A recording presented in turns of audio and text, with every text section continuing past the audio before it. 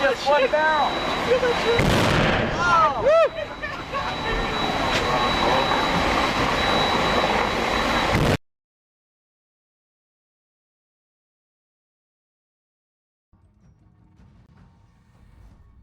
United States battleship USS Wyoming BB-32 was 562 feet long overall and had a beam of 93 feet 3 inches and a draft of 28 feet 6 inches.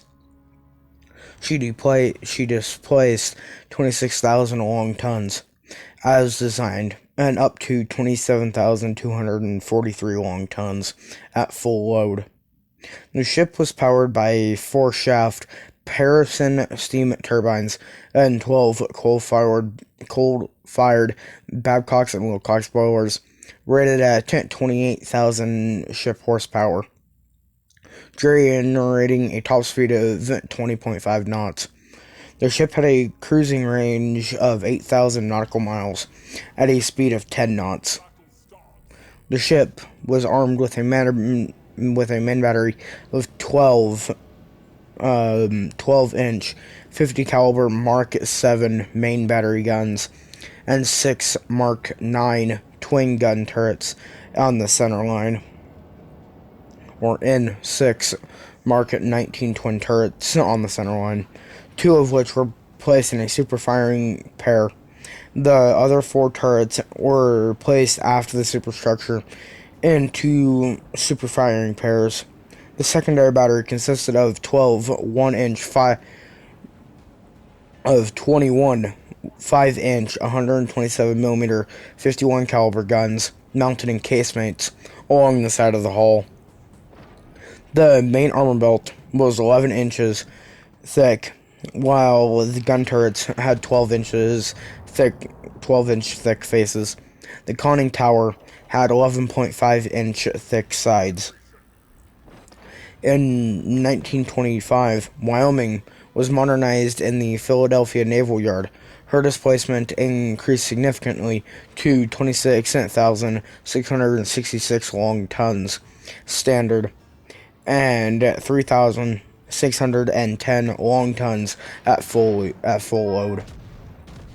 Her beam was widened to 106 feet, primarily from the installation of the anti-torpedo bulges, and draft increased to 29 feet 11.75 inches. Her 12 coal-fired boilers were replaced with 4 White Foster oil-fired boilers that had been intended for the ships canceled under the terms of the Washington Naval Treaty. Performance remained the same as the older boilers. The ship's deck armor was strengthened by the additional 3.5 inches of armor to the second deck between the end barbettes, plus 1.75 inches of armor on the third deck of the bow and stern. The deck armor over the engines and boilers was increased to 0.75 inches and 1.225 inches, respectively. 5 of the 5-inch guns were removed, and 8 3-inch 50 caliber anti-aircraft guns were installed. The main mast was removed to provide space for an aircraft catapult mounted on the number 3 turret amidships. Wyoming was laid down at the William Cramp Sons shipyard in Philadelphia on the 9th of February, 1910, and was launched on the 25th of May, 1911. She was completed a year and 4 months later, on the 25th of September, 1912. After her commissioning, the final fitting out work was completed at the New York Navy Yard over the next 3 months. She then proceeded to join the rest of the fleet at Hampton Roads on the 30th of December, where she became the flagship of Rear Admiral Charles D. Badger, the commander of the Atlantic Fleet. Wyoming left Hampton Roads on the 6th of January 1913, bound for the Caribbean. She visited the Panama Canal, which was nearing completion, and then participated in fleet exercises off Cuba. The ship was back in port in Chesapeake Bay on the 4th of March. Wyoming then took part in gunnery drills off the Virginia Capes, and on the 13th of April, or on the 18th of April, entered dry dock to the New York Navy Yard for some repairs, which lasted until the 7th of May. She then joined the rest of the fleet for maneuvers off Block Island. Then that lasted from the 7th to the 24th of May. During the maneuvers, the ship's machinery proved troublesome, which necessitated repairs in Newport from the 9th to the 13th to the 9th, or from the 9th to the 19th of May. At the end of the month, she was in New York Harbor to participate in ceremonies for the detection of the monument of the armored cruiser Maine, or the dedication of the monument to the armored cruiser Maine, which had been destroyed in Hanover Harbor on the 15th of February, 1891, or 1898. On the 4th of June, Wyoming steamed to Annapolis, where she took on a crew of naval cadets from the Naval Academy for a summer midshipman's cruise. After returning the midshipmen to Annapolis on the 24th and 25th of August, Wyoming took part in gunnery and torpedo training over the next few weeks. On the 16th of September, she returned to New York for repairs, which lasted until the 2nd of October. She then ran full-power sea trials before proceeding to the Virginia Capes, where she then participated in another round of fleet maneuvers. Next, she departed for an European goodwill cruise on the 26th of October. She toured the Mediterranean Sea, stopping in Valentia, Naples, Italy, and Villepinci, France. She departed France on the 30th of November and arrived in New York on the 15th of December, where she went into dock at the New York Navy Yard for periodic repairs, which lasted until the January of 1914. On the 6th, Wyoming left for Hampton Roads, where she took on coal in preparation for an annual fleet maneuvers in the Caribbean. The exercises lasted from the 26th of January to the 15th of March, and the fleet was based in Guantanamo Bay Naval Base, naval base in Cuba. Wyoming and the rest of the fleet then proceeded to Tangier Sound for additional training, including gunnery drills. On the 3rd of April, Wyoming left the fleet for an overhaul in New York, which lasted until the 9th of May. She then returned to Hampton Roads, where she took on a contingent of troops and ferried them to Veracruz, arriving on the 18th of May. The U.S. had intervened in the Mexican Revolution and occupied Veracruz to safeguard American civilians there. Wyoming cruised off Veracruz into the autumn of 1914. To which point she returned to the Virginia Capes for exercises. On the 6th of October, she entered New York for repairs. This work lasted until the 17th of January, 1915. Wyoming then proceeded to Hampton Roads, and then to Cuba, where she joined the fleet for the annual maneuvers off Cuba. These lasted until April, where she returned to the U.S.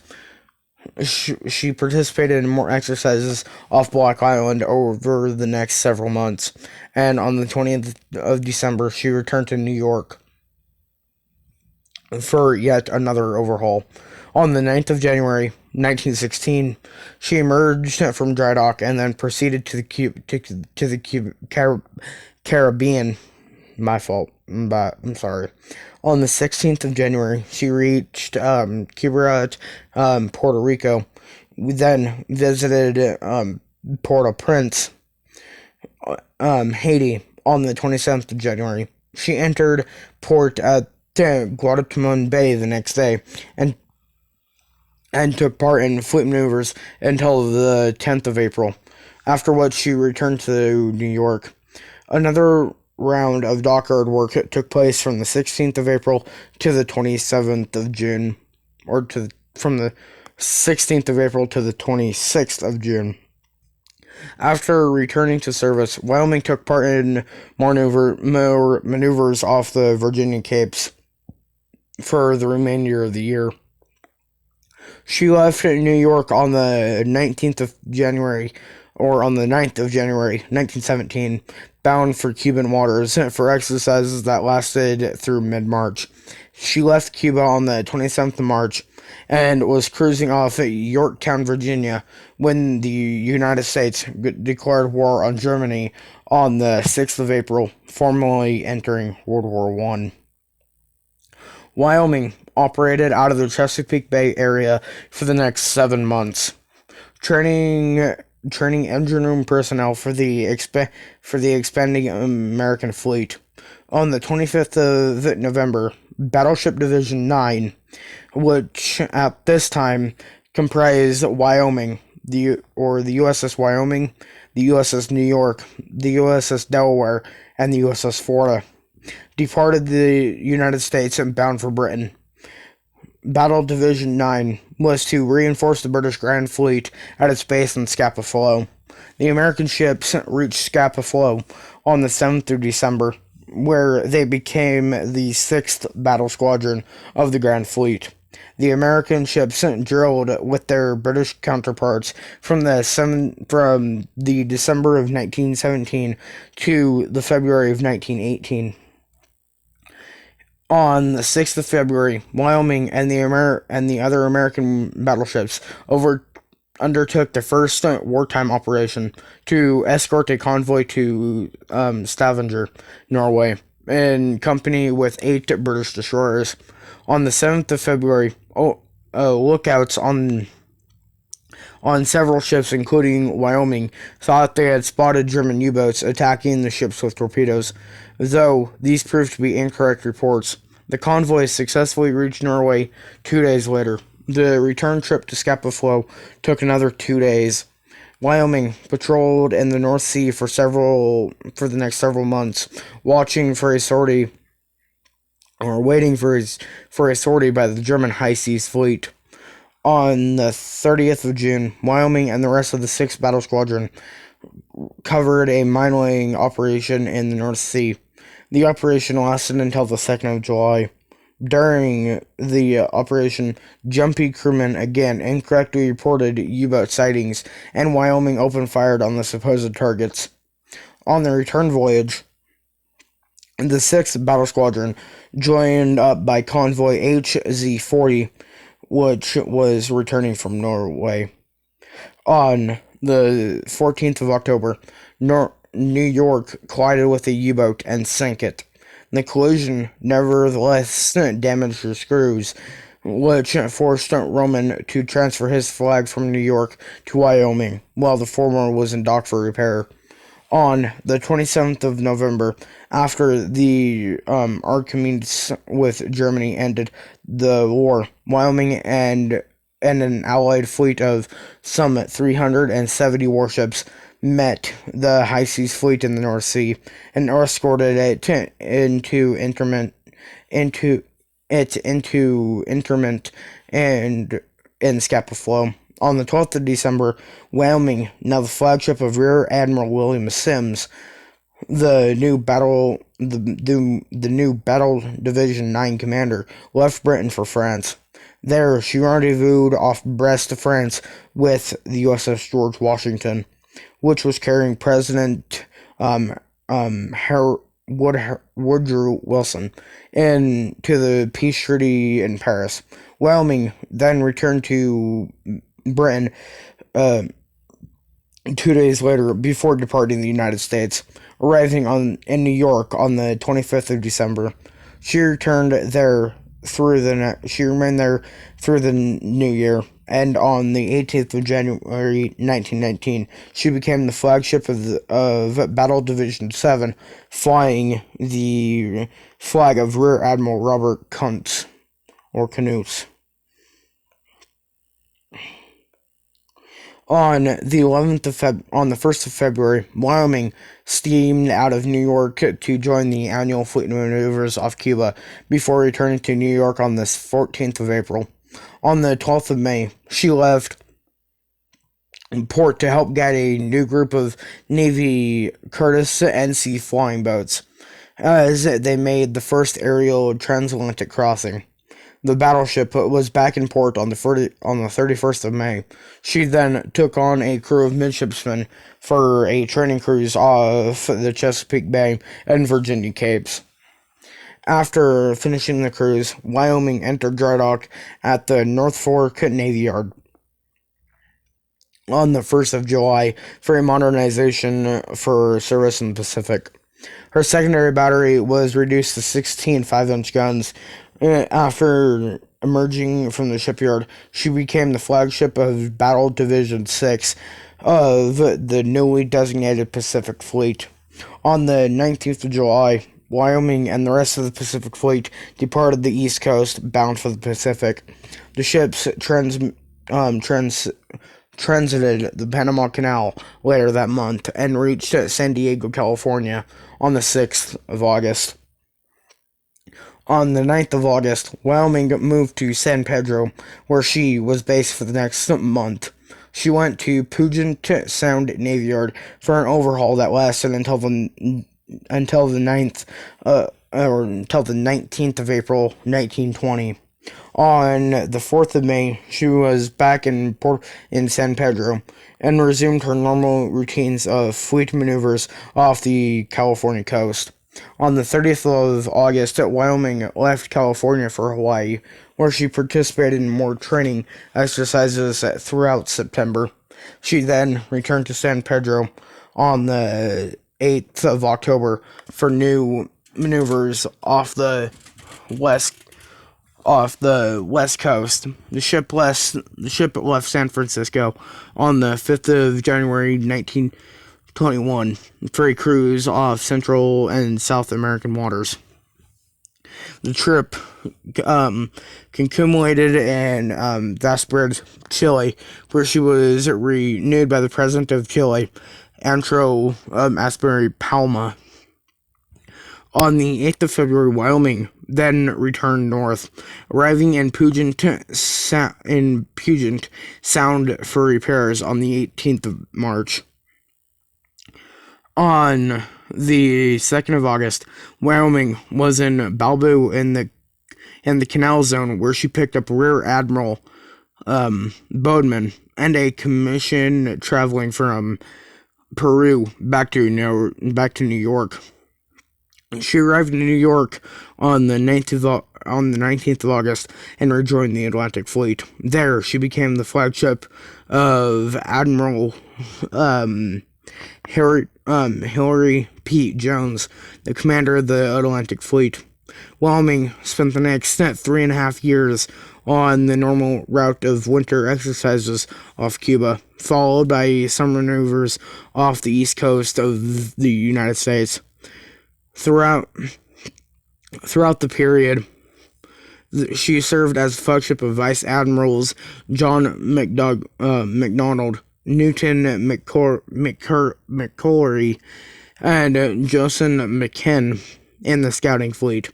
In the summer of 1924, she conducted a midshipman training cruise to Europe and stopped in Torbay, Great Britain, Rotterdam in the Netherlands, Gibraltar, and the Azores, in January and February of 1924. The Navy conducted Fleet Problem 2, 3, and 4 concurrently during the FP3 maneuvers.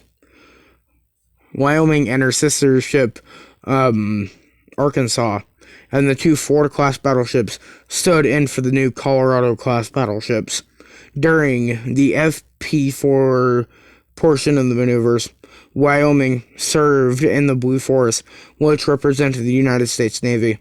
She was attacked by black aircraft from the umpire's judge, but the umpires judged Wyoming's anti-aircraft fire and escort fighters provided by Langley to have effectively defended the fleet. On the 14th of February, 1925, Wyoming again passed through the Panama Canal to return to the Pacific. There, she joined fleet exercises off California. She then proceeded to Hawaii, where she remained from late April to early June. She visited San Diego on the 18th and 22nd of June, and then returned to the East Coast via the Panama Canal, arriving in New York on the 17th of July. A cruise to Cuba and Haiti followed, after which Wyoming returned to the New York Navy Yard for an overhaul that lasted from the 23rd of November to the 26th of January 1926. During this period, Commander William F. Halsey Jr. came aboard as the ship's executive officer. He served on Wyoming until the 4th of January 1927. Wyoming then returned to the routine of winter maneuvers in the Caribbean and training cruises in the summer. In late August, the ship went to Philadelphia for an extensive modernization. Her old coal-fired boilers were replaced with new oil-fired models, and anti-torpedo bulges were added to improve her resistance to underwater damage. The work was completed by the 2nd of November, after which Wyoming conducted a shakedown cruise to Cuba and the Virgin Islands. She was back in Philadelphia on the 7th of December, and 2 days later, she returned to her post as the flagship of the scouting fleet, flying the flag of Vice Admiral Ashley Robertson. Wyoming spent the next 3 years in the scouting fleet. She conducted training cruises with Naval Reserve Officer Training Corps candidates from various universities, including Yale, Harvard, Georgia Tech, and Northwestern. These cruises went throughout the Atlantic, including to the Gulf of Mexico, to the Nova Society, or Societa. While on one of these cruises in November of 1928, Wyoming picked up 8 survivors from the wrecked steamship SS Versailles. She took them to Norfolk on the 16th of November.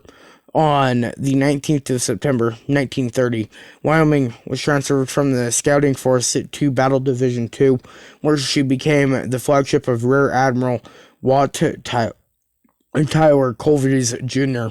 She served here until the 4th of February, when she was withdrawn from frontline service and became the flagship of the training squadron, flying the flag of Rear Admiral Harley H. Christie. Thereafter, she conducted a training cruise to the Gulf of Mexico. After returning to Philadelphia on the 1st of January 1931, Wyoming was placed on reducted commission.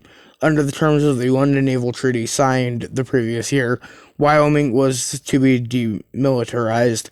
During the demilitarizing process, her anti-torpedo bulges, side armor, and half of her main battery guns were removed. She was back in service by May, and on the 29th, she took on a crew of midshipmen from Annapolis for a training cruise to Europe, which began on the 5th of June. While en route on the 15th of June, Wyoming rescued the disabled submarine O-12 and took it under tow to Queenstown, Northern Ireland. While in Europe, she stopped in Cameron, Denmark, Greenock, Scotland, and kind of Spain and Gibraltar. The ship was back in Hampton Roads on the 13th of August, while on the cruise. Wyoming was reclassified as AG-17 to reflect her new role as a training ship. Wyoming spent the next 4 years conducting training cruises for midshipmen and ROTCs candidates to various destinations, including European ports, the Caribbean, and the Gulf of Mexico. On the 18th of January, 1935, she carried the 2nd Battleton, 4th Marine Regiment from Norfolk to Puerto Rico for amphibious assault exercises. On the 5th of January, 1937, the ship left Norfolk and steamed to the Pacific via the Panama Canal. She took part in more amphibious assault exercises and gunnery drills in San Clemente Island. On the 18th of February, during the exercises, a 5-inch shrapnel shell exploded as it was being loaded into one of her guns. The blast killed 6 Marines and wounded another 11. Wyoming immediately steamed to San Pedro and transferred the wounded Marines to the hospital ship Relief. On the 3rd of March, Wyoming left Los Angeles, bound for the Atlantic. She reached Norfolk on the 23rd of March, where she served as the temporary flagship of Rear Admiral Wilson Brown, the commander of the training squadron, from the 15th of April to the 3rd of June. On the 4th of June, she left port to conduct a goodwill cruise to Kiel, Germany, arriving on the 21st of June. There, she visited the Admiral Graf Spee. She left Germany on the 29th of June, stopping in today, Britain, and Fuchen, Bernard, and arrived in Norfolk on the 3rd of August. Wyoming resumed her training ship duties for Naval and Merchant Marine Reserve units.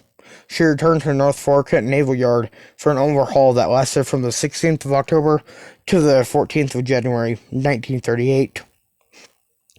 Wyoming performed her typical routine of training cruisers in the Atlantic through 1941. The cruises included a European trip in 1938. She took the midshipmen to Le Havre, France, Chocahangen, and Portsmouth. After the outbreak of World War II in Europe in September of 1939, Wyoming was assigned to a naval reserve force in the Atlantic, alongside the battleships New York, Arkansas, and the battleship Texas, and the aircraft carrier Ranger. Wyoming became the flagship of Rear Admiral Rahul Jenkins, the commander of the Training Patrol Force, on the 2nd of January, 1941.